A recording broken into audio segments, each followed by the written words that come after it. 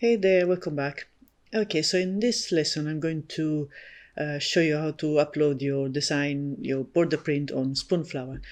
So I have created this background which has the same size as the Spoonflower fabric, cotton fabric. So if we go here, so the petal signature cotton, the 1 yard is 42 inches wide.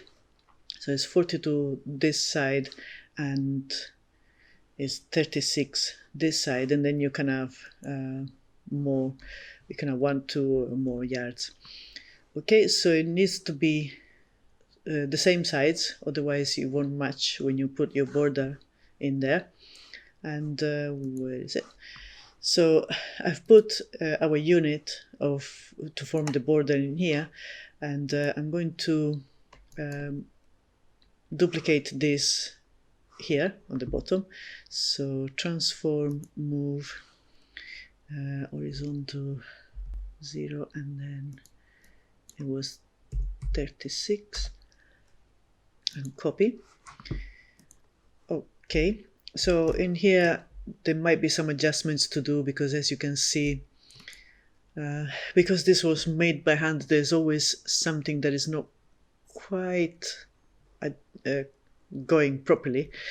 I'm not sure if it was just like a mistake, or it just does it. But basically, what you can do is you can just quickly make the changes. So I might just select these and delete it. So then you have something easy to work with, and then you can just make this adjustment and smooth it a little bit. And it's up to you how precise you want to be, because if this is quite small, you might not even notice. If it's something big, then you will notice. But basically, so this is one side. So if you want your design to run on one side, you can have it just like that. You can make it bigger, you can add more things. For example, I've seen something like, oh, these are all together in a group. Let's make a copy and then group it. So you can add a few more butterflies like that going up, something like that. But we're just going to stick with this for now. So I'm going to select it and deselect that, and replicate it on this side, and I'm going to turn it. Okay, so it matches as well, and I'm going to test the pattern just to make sure. So I'm going to make the bounding box, so Ctrl C and Ctrl B to send at the back and make sure there's no fill and no stroke, and then let's try it.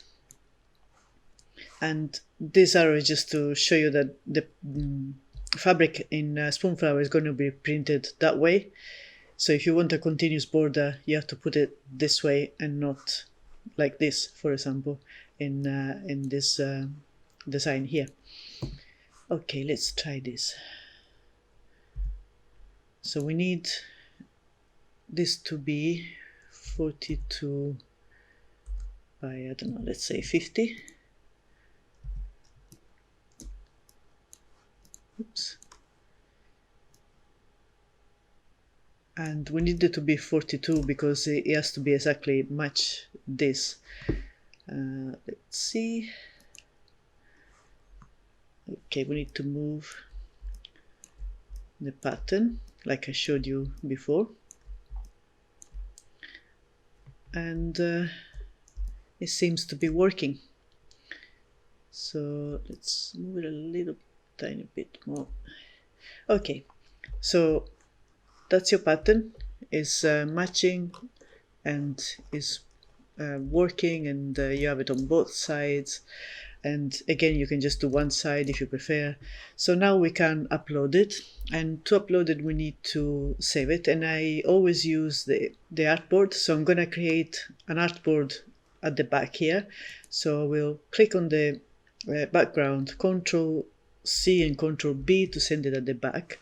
And then we go to Object, Artboards, Convert to Artboards. I've created a shortcut as well, so you can do that too.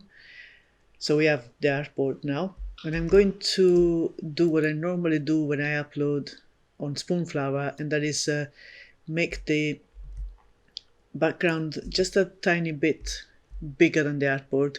So this is to avoid that white line forming sometimes. Even if your pattern works, sometimes you still get the white line on Spoonflower. So I do this, and this normally helps avoiding that. Okay, and then we need to save it. So save, where is it? Export. Export as. And I'm going to use the artboard, and this is the new artboard, so it's number 2. JPEG, export, and I'm going to use RGB because that's what Spoonflower is asking you to use to upload on the website. I think it's because they print with a digital method. They want 150 ppi. You can use 300, but then you have to adjust the sides after you upload your design. I think 5 is fine. This is quite a big artboard, so okay. My computer is a little bit slow. Poor thing. Alright, so we can go to the Spoonflower website, and you go to upload your design. So browse, and oh, there it is. Just say you own the rights and upload.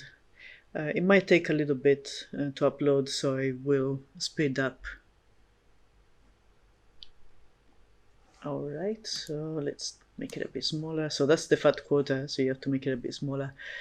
Don't worry if this is a bit blurry. I've heard people saying, oh, I uploaded my design on Spoonflower and it's all gone all faded and blurry and strange. It's just a preview. So if your design is saved, at a good resolution, and it's of good quality, then you shouldn't worry about that. It's just a preview that looks a bit weird.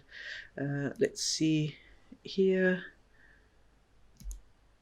There we go. So you need to adjust the sides smaller or bigger according to what you want to print. So if you have 1 yard, then you have it like this. But if you want a test swatch, then you have to make it smaller.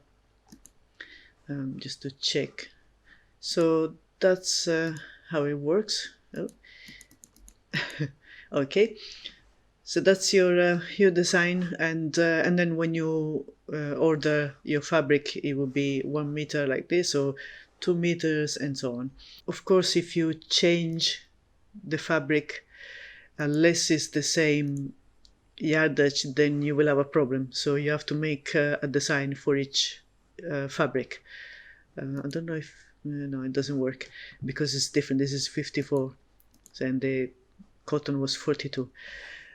So that's why I was saying make sure you check first the width of the fabric, otherwise you will get that. Alright, I hope you have enjoyed these lessons and the class, and have fun making borders.